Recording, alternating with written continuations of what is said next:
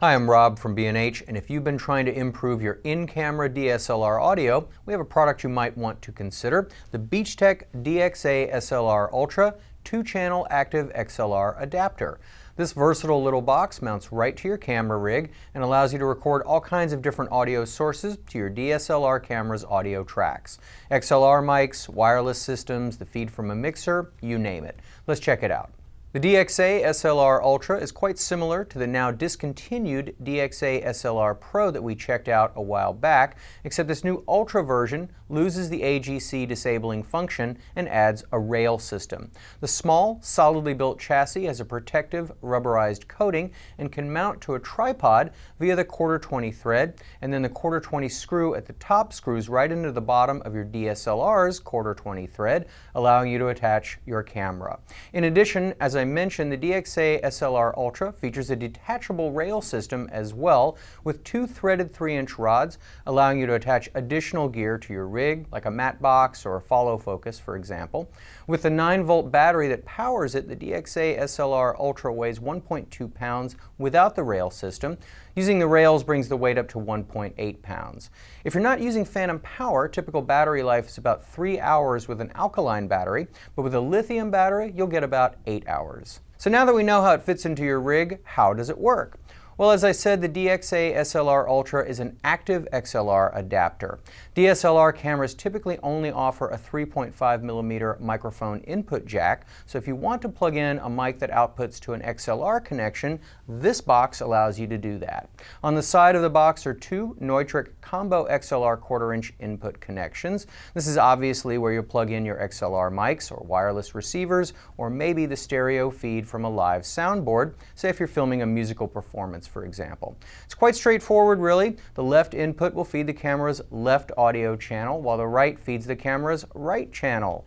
Before you plug in anything, though, you'll want to set the input switches. Line for line level signals, mic for mic level signals, and pH for mic level signals, and to send phantom power if your microphone requires it. Note that phantom power is switchable between 48 volts and 12 volts, so if your mics only need 12 volts to function, by all means use that setting and you'll get a lot more battery life. Just below that is the mono stereo switch. If you're only recording one mono source, say a single XLR microphone for example, you can set that to mono and that single input will feed both the camera's audio tracks. The left and right inputs both have high and low gain switches. For most applications, the high gain setting is adequate, but if you're using a sensitive condenser mic or if you're miking a really loud source, you may need to set it to low. Both inputs feature an optional fast-acting limiter, which can help tame sudden loud signals from distorting the inputs. To fine-tune the gain, you simply dial up the gain knobs until your average signal is between -12 and 0 dB on the DXA-SLR ULTRA's easy-to-read meters. The knobs are segmented, allowing you to match the levels easily. Signal gets to your camera via the supplied coiled cable that connects from the 3.5mm output jack here to your camera's 3.5mm mic input. Now, as I've said numerous times, the mic preamps on DSLR cameras are notoriously noisy, but the DXA-SLR ULTRA can really help reduce that problem if our gain structure is set up properly by cranking up its vastly superior, far less noisy preamps, and then shutting off the camera's automatic gain control and manually lowering the input level on the camera to very low levels.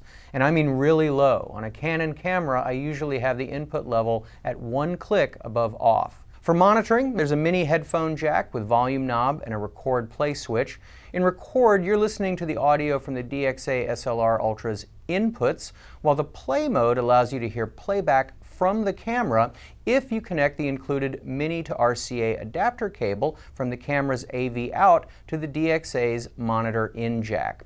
Now, this is especially convenient when working with older DSLRs that don't have a headphone jack for monitoring. It's important to do a test recording to the camera and play back the results so you know exactly how the audio that's actually being recorded to the camera sounds. Your input to the DXA may sound great, but if you don't have your camera's input level set properly, you may get hiss or distortion. Before we wrap it up, I want to show you a couple of other audio adapters for DSLRs that Beachtek also makes. The DXA-SLR Mini is quite similar to the Ultra, but it's less expensive, it doesn't come with a rail system, and instead of 1/4-inch XLR inputs, it offers 3 3.5mm inputs, left, right, and stereo.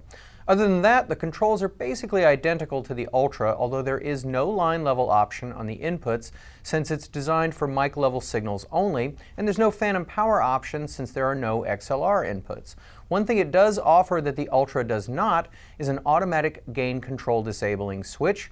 This was a more useful feature before DSLRs offered manual control of the audio input levels.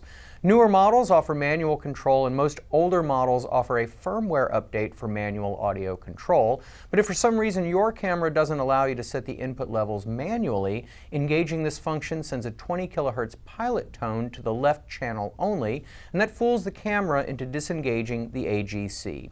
The only problem with this is that while the pilot tone itself is inaudible, you may hear some artifacts like clicks and pops on the left channel, but the audio on the right channel will be fine. So sometimes using the AGC disabling function limits you to recording to the camera's right audio track only.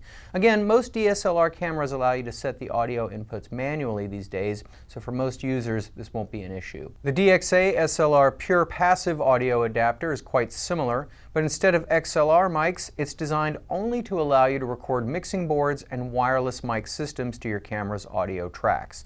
It's called a passive adapter because it won't supply phantom power to XLR mics that require it, and it's not designed to add gain to mic signals, which is why there are no high-low gain switches.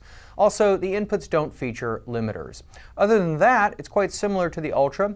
Neutrik 1/4-inch XLR inputs, stereo VU meter, a headphone jack with loopback for monitoring the in-camera audio, and of course it mounts to your camera or tripod, although it does not come with a rail system. Basically, it's less versatile than the Ultra, but it's also more affordable. So hopefully that gives you a reasonable overview of the Beachtek DXA-SLR ULTRA, Mini, and Pure DSLR audio adapters. I'm Rob from B&H, and thanks for watching. Whether you're a hobbyist or a professional, B&H has the answers to your questions. Experience a world of technology at our New York City Superstore. Connect with us online or give us a call. Our staff of experts is happy to help.